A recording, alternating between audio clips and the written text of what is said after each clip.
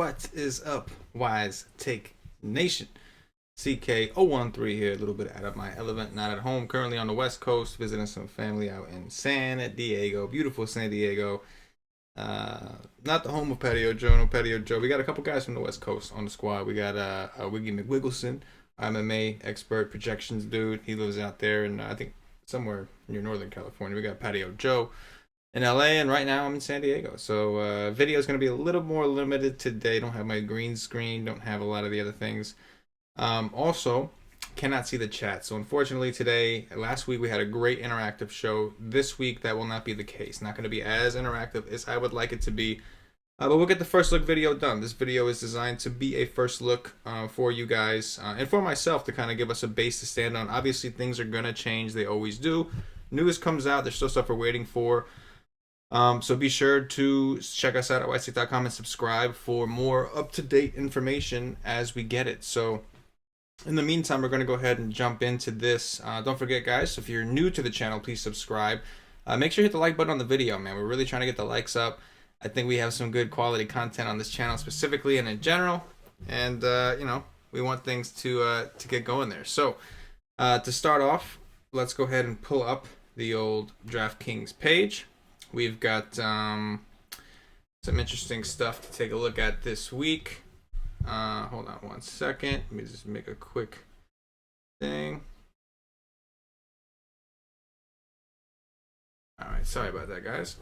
So back to it. Here we go. DraftKings Week 7. Last week, recap on. I'm a little all over the place. I told you, not in my element. Last week was decent for me.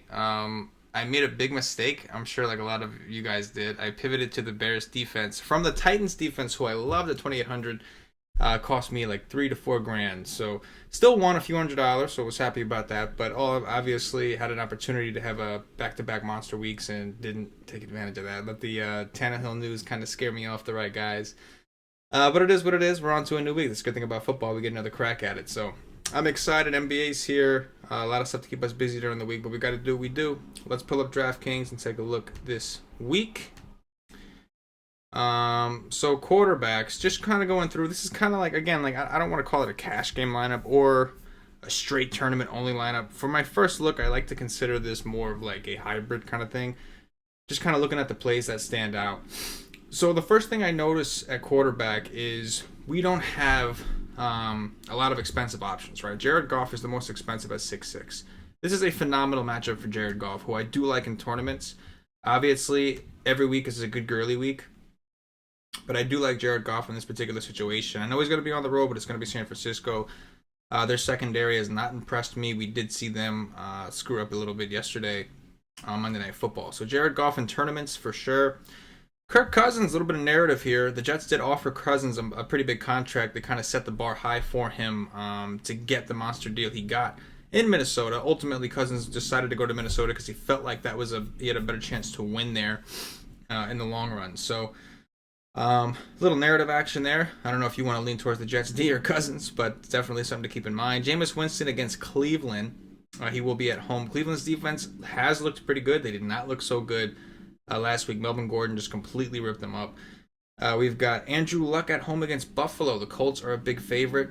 We know Andrew Luck. Last week we were on him at the Wise Take Nation. Continues to put up monster numbers. Did throw 3 picks, but he also threw 4 touchdowns. 23 for 43, 301 yards. He's been putting up massive amounts of yards. They throw so much. Problem is they're playing Buffalo. Are they going to throw that much? Probably, because they don't have a running game. Anyway, Tom Brady only 6'1", going up against the Bears. Kind of interesting situation. Everybody knows the Bears defense is pretty good. However, they did not look very good last week against the Dolphins. 6'1" for Tom Brady is definitely tempting. Although the game is on the road, I expect Chicago's defense to kind of bounce back. I do believe they are good still. And on top of that, the Patriots have been running the ball a lot. Really, really run heavy. We got Carson Wentz at home against Carolina. Cam Newton on the other side of that game, only 5'9" against Philadelphia.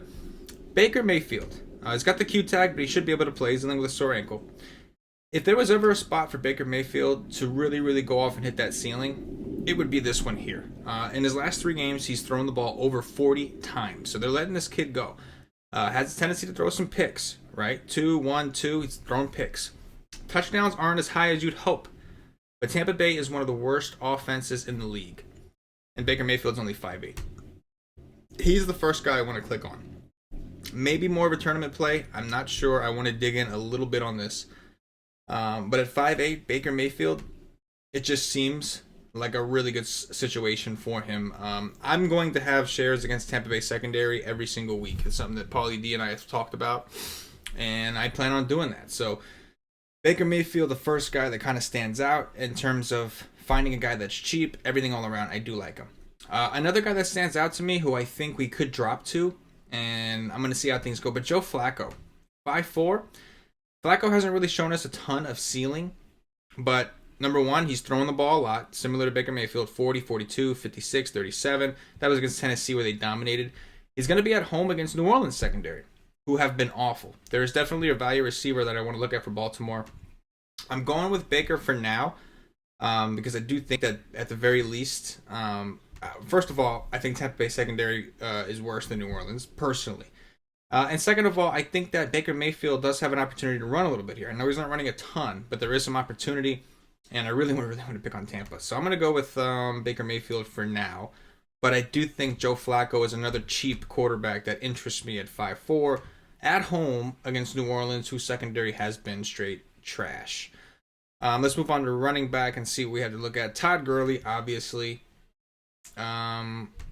We've got Todd Gurley with massive rushing attempts in every game, 28 in his last one, 2 touchdowns, 3 touchdowns the game before. The guy's just a monster. His price came down. San Francisco's defense, not exactly intimidating. He's always a fine play. And then we have to look at who is around him. So Alvin Kamara, kind of a question mark. He's going to pop once in a while for those 40-point games, but now that Ingram's back, it's not necessarily going to happen every time. Ezekiel Elliott did good for us. We were on Elliott against Jacksonville last week. It was more of a price thing at 7K, got us 21 points. That's over 3X. Did his thing. Now he's going to be on the road against Washington. Probably a better matchup. Definitely a better matchup. I think Washington ranks really low in DVOA. I'm fine with Zeke at 8-1. But Christian McCaffrey, at least for tournaments, is the first guy that stands out to me. So, one thing I didn't like last week that Olsen came back, and then we saw McCaffrey's usage go down. They were trailing this game, so they had to kind of play catch up. He only got 8 carries. Not good. He did get 8 targets in the pass game. Managed to get 13. Not good enough. His price has dropped to 7-7. The reason I like McCaffrey so much is because we did see Saquon Barkley kind of tear these guys up, and a lot of it was through the air. I think Saquon Barkley got 12 targets that game, 9 catches. They're not on this slate, otherwise we'd go over and I'd show you. But this is a very similar situation. McCaffrey, another running back who can run, but he's also a guy that's going to get some targets in the pass game. At 7-7, especially in tournaments, I really like McCaffrey this week. Going down the list, I would love to play Yeldon. I think this would be a great Yeldon bounce back spot. Problem is, Leonard Fournette might be back. Coach Doug Marrone hopes Fournette will be available for Sunday's contest against the Texans. So we don't actually know. There's a chance he's back. If he is back, then that's going to get rid of Yeldon, obviously. If he is out still for his hamstring, I do think going back to TJ Yeldon, this time being at home, is a pretty reasonable situation. So Jacksonville got their teeth kicked in against Dallas. He had no chance. I do expect Jacksonville's defense to play better at home, especially if they get back their cornerback, I think, with DJ Hayden, especially if they get him back. I could see Jacksonville's defense hanging tough. There is a strong correlation with running backs at home. So whether it be carries, whether it be targets, I think Yeldon's the guy if Fournette is out. So if Fournette is out, I do like that. In the meantime, not quite sure. We have to kind of wait and see what happens. We don't know if he's out. We could look at the Philadelphia running back situation. I don't like to take running backs in the same game. I don't think they correlate well, like opposing running backs. So because I'm on McCaffrey in this build, I'm kind of going to ignore that situation, although I do think it's something we can look at. Tyreek Cohen is somebody who's kind of interesting, getting a lot of work in the pass game, had 9 targets last week. Paulie D was all over this guy last week. A lot of the guys from the nation were. And going against St. Louis. Going against New England. All different things we can consider. For this particular example, we'll go up to Zeke. Although, again, I think trying to find a way to get Gurley could be the way to go. I also think that it's a good spot for Jared Goff because the San Francisco 49ers secondary is pretty bad outside of Richard Sherman, who, in my opinion, doesn't really have it anymore, so to speak. But for this example, we'll pay up. We'll go up to Elliott. And again, I really like Yeldon if Fournette is out. If Fournette is in, it kind of ruins everything. Going over, let's look for a tight end. We got Mayfield in there. I'm going to go plug in an Njoku at 4-2 here. The guy he's getting the targets. 11 targets against Baltimore, 12 targets against the Chargers. Finally got a touchdown last week. Baker Mayfield's a young quarterback. He's going to lean on the Browns' tight ends. He's going to lean on his tight ends. That's what rookie quarterbacks typically do. Going on, we need to find ourselves a little defense to plug in here. I'm gonna sound kind of crazy, but right now the Colts at 3-3 are kind of appealing. I'm sure I'll find some other defense to kind of lean towards. But everybody else is kind of a big risk, right? Like the Bears, okay, they're at home, good defense, but they're playing Cincinnati. The Texans against Jacksonville, not really doing it for me. The Vikings against the Jets, the Vikings have looked like dog shit. Rams against the Niners look pretty good against the Packers, but they're 3-5. I really don't like to pay up for defenses. Even Jacksonville at home, they're 3-6. They're playing Houston, which is not exactly an easy task. I'm going to go with the Colts just because they're playing the Bills. And even the Bills, they're not exactly slouches. But aside from last week, the Colts defense has impressed me. So I'm going to start with them. I'm not so focused on defenses this early. And I want to see the Vegas trends. I like to find defenses who are the line is moving in their favor. I like to find defenses where the game total is dropping. All those kind of situations. For now, I'm going to plug in the Colts. Let's find some value at wide receiver. And one guy I'm going to look at here is Willie Snead. Check this out. So Willie Snead has progressively been seeing a good, healthy amount of targets.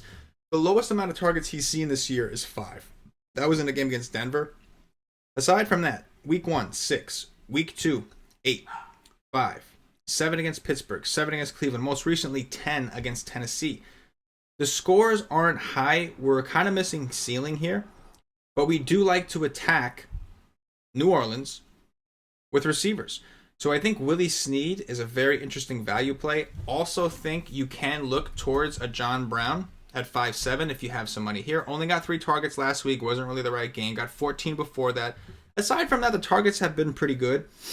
Not sure if Lattimore is going to shadow. Don't think he will. So it's going to be a matter of who doesn't get Lattimore. But I think all the receivers are pretty much in play. Crabtree up to 5-1. Had himself a good day at 21 DraftKings points. 9 targets, 6 receptions. 12 targets week before. I think Crabtree is fine. I think finding the Baltimore a Baltimore value receiver is definitely the way to go. So John Brown at 5-7, Crabtree at 5-1. The Ravens stack is going to be cheap, and I think it's definitely in play this week. I really do. For this example, because I just want to see who we're left with in the flex, we'll go with Snead because he's cheap. Another easy one, since we have the Baker Mayfield, this is going to be more of a tournament lineup. You can already see it. But Antonio Callaway, I know a lot of you guys are sick of him. He got 10 targets last week. Higgins is out. I think he's going to continue to get the targets. If he happens to catch one of these bombs, he's going for a touchdown. He's paying off his salary in one play. So 10 targets against the Chargers, 5-9. Like the targets have been there. And now that Higgins is out, got to try it again at 4-3. Now we have some money to work with. You can see here we're in the 6-3 range.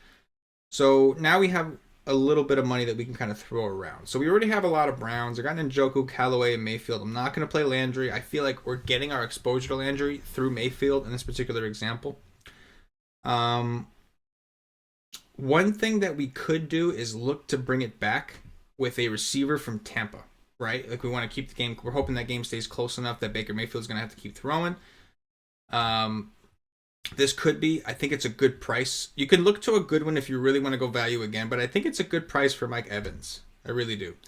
That leaves us with 4,900 for the flex. That's going to be tough. I usually like to try my best to get a running back in that flex spot. And it's not going to be easy this week. Adrian Peterson could be interesting if Thompson misses again against Dallas. They are at home. I think that kind of goes against the Elliott deal, but... And I'll explain to you, if we can get Yeldon in this spot, then that gives us 6-6 for the flex. And even though there aren't a ton of running backs in that range, there are options. Alshon Jeffrey, Cooper Kupp is out. Golden Tate, Edelman. You can see how cheap D-Hop is this week. There's a lot of interesting things that we have to consider. For now, I'm going to go back because we don't know for sure on Yeldon. Again, I do like Yeldon, but I'm going to need some help to fit him in there. We'll go back to Elliott. Maybe we decide Evans is too much. Let's take a look at Godwin at 4.6.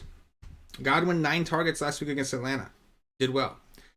Hypothetically, say we plug him in. Now he have 8K for a receiver. We could get Evans in this way if we wanted to.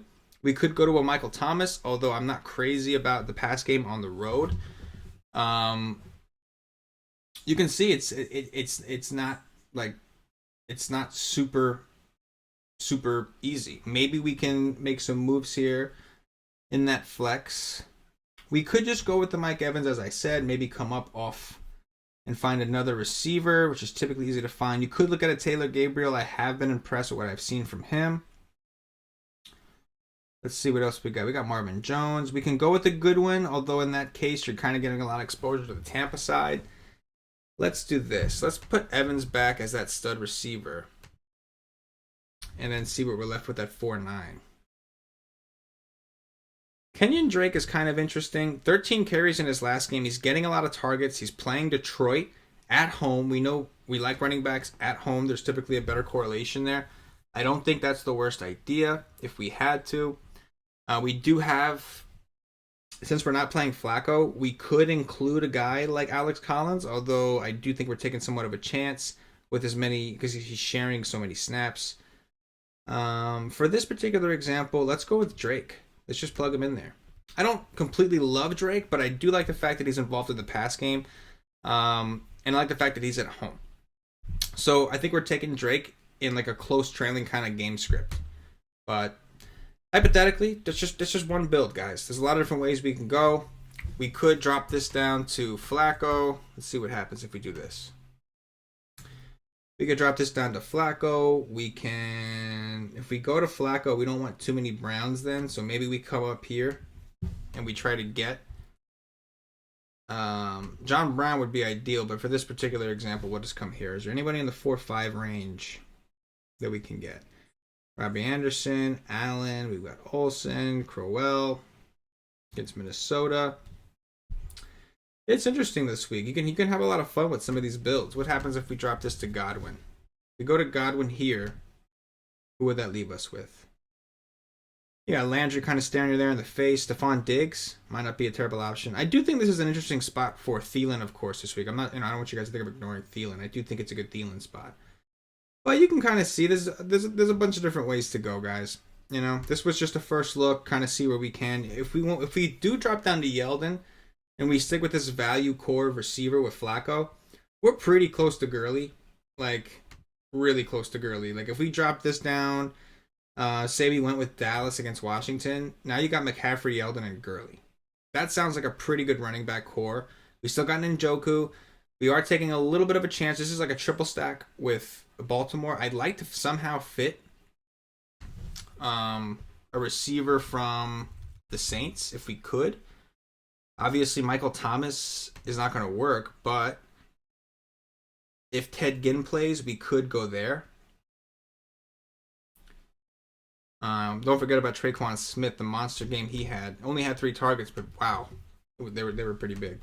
But there you go. We can plug him in for now. Does that allow us to upgrade our defense at all? Let's take a look. Not really. Not a ton of an upgrade. Cowboys, Washington, you can take either side of that. Probably stick with the Cowboys for this example. But then, just to give you an idea. So there's some cheap stacks out there. This would be like a gem-a-min kind of approach. We don't know if Yeldon's going to be able to play. If Fournette's in there, do you have to play that game? Is he going to be limited? Is he going to be hurt? A lot of variables, a lot of question marks. That's going to do it, guys. Told you it was going to be a little bit of a different video. Next week, back to the usual stuff when I'm back at home, back on the East Coast. In the meantime, for this week, we'll have all the regular content. I'll have both my NFL articles ready this weekend. Cam will have his cheat sheets. The Y stream will be Saturday. We have another podcast with Joe and Paulie on Thursday.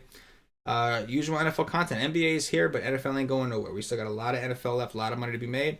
Looking to make it 3 weeks in a row with big profits. Let's do it. Visit us at ysake.com for more information. If you want some promos, anything like that, check us out at wise_take on Twitter. That's wise_take. You can follow me at ck_013 for more information.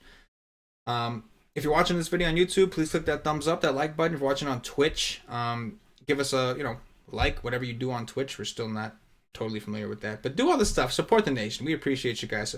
Show us some support. Show us some love. We'll keep trying to do this content for you. Make sure you subscribe to this channel, this YouTube channel at the very least. Everything we do does feed through our YouTube. So make sure you're watching. I'm going to get up out of here. Hit those likes, guys. Likes matter. Likes matter. They really do. All likes matter. Absolutely. For myself, the entire Wise Take Nation, we'll be back to normal next week. Sorry this video is a little brief, not as in-depth, not as interactive. Next week, we'll have the chat back up. We'll be answering some of your questions, going everything in detail. For now, I'm CK013.